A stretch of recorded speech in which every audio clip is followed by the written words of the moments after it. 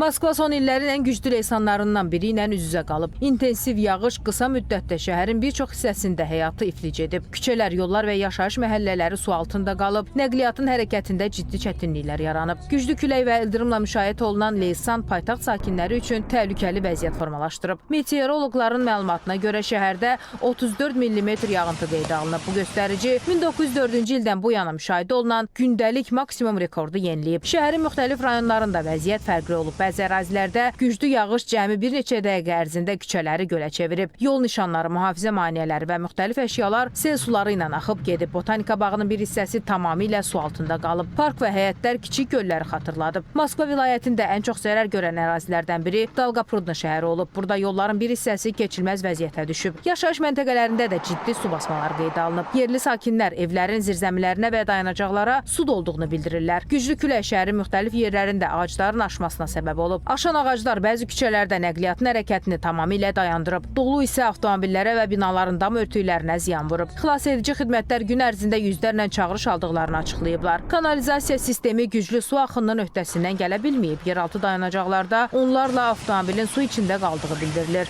Bəzi sakinlər küçələrdə dizədək, hətta belədək suyun içində hərəkət etmək məcburiyyətində qalıblar. Azərbaycanda da yağış illik normadan 500% artıq yağıb, amma dövlət orqanları işləyir, problemləri aradan qaldırırlar. Xavər Əliyeva, Nigar Etibar, ASTV xəbər.